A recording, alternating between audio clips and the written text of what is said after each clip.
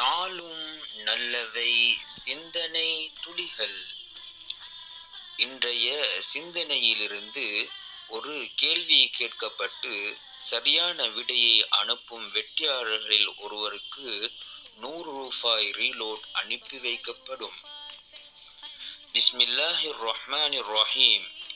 இன்றைய சிந்தனை அறிவியல் மாமேதை இமாம் இப்னு கஸீர் ரஹ்மத்துல்லாஹி அலைஹி அவர்கள். ஆம், அல்லாஹ் தான் இறக்கி வைத்த வான்மறையின் போதனைகளை பாதுகாப்பதற்கு பல கோணங்களில் காலத்துக்கு ஏற்ப பலரை தோற்றுவிக்கிறான். இந்த வரிசையில் உலகில் உதயமான மாமேதைகளில் ஒருவர் தான் இமாம் இப்னு கஸீர் ரஹ்மத்துல்லாஹி அலைஹி அவர்கள் ஆவார்கள். இவர் பல கலைகளிலும் தேர்ச்சி பெற்று விளங்கிய இமாம் ஆவார்கள். அவர்கள் தனது அறிவு பொக்கிஷத்தை பல நூற்றுக்கணக்கான பாகங்களில் எங்களுக்கு விட்டு சென்றுள்ளார்கள். இமாம் அவர்கள் இப்பூவுலகத்தில் வாழ்ந்த காலப்பகுதியை சுருக்கமாக நோக்குவோம். இமாம் அவர்களின் பிறப்பும் பரம்பரையும். இமாம் அவர்கள் அறிவும் மார்க்கப்பட்டும் நிறைந்த ஒரு குடும்பத்தில் ஹிஜ்ரி 701 கிறிஸ்துக்கு பின் 1301 திமிஷ்கில் பிறந்தார்கள். இமாம் அவர்களின் இயற்பெயர் இஸ்மாயில் பின் உமர் பின் கஸீர் அல் குரைஷி என்பதாகும். இமாம் அவர்களின் வளர்ப்பு பற்றி பார்ப்போம் என்றால், இமாம் அவர்கள் சிறுபிராயத்திலேயே தந்தையை இழந்தார்கள். இதனால் இமாம் அவர்கள் தனது உடன் பிறந்த சகோதரரான அப்துல் வஹாபுடன் ஹிஜ்ரி 707 டமஸ்கஸ் நகரில் குடியேறினார்கள். அத்துடன் அக்காலத்தில் நடைபெற்ற தாத்தாரிகளுக்கு எதிரான யுத்தத்திலும் சிலுவை வீரர்களுக்கு எதிரான யுத்தத்திலும் பங்கு கொண்டார்கள். இதனால் இமாம் அவர்களுக்கு பல நோவுகளும் காயங்களும் பல அபாயகரமான நிலைமைகளும் ஏற்பட்டன.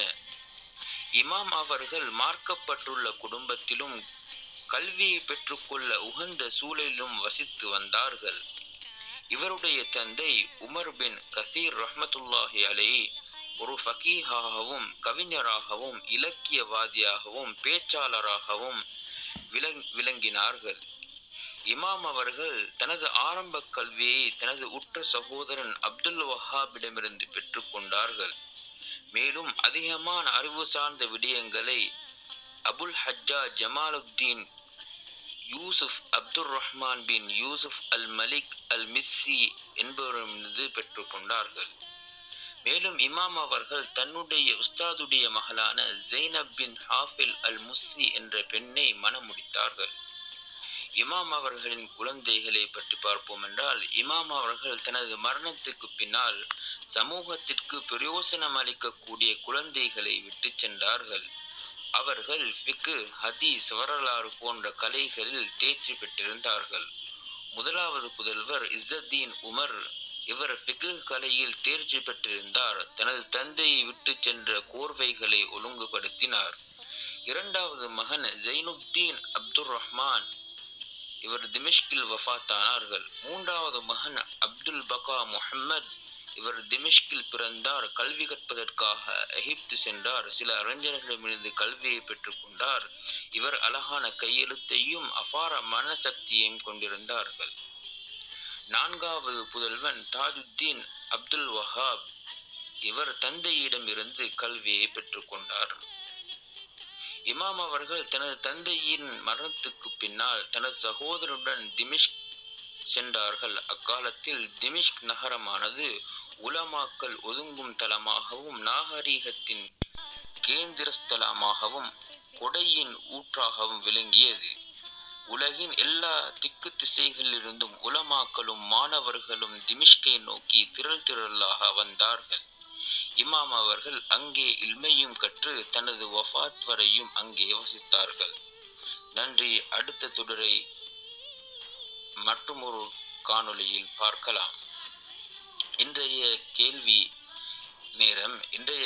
நேரத்தில் இன்றைய கேள்வி, இமாம் இப்னு கஸீர் ரஹ்மத்துல்லாஹி அலைஹி அவர்கள் எத்தனையாம் ஆண்டு பிறந்தார்கள்?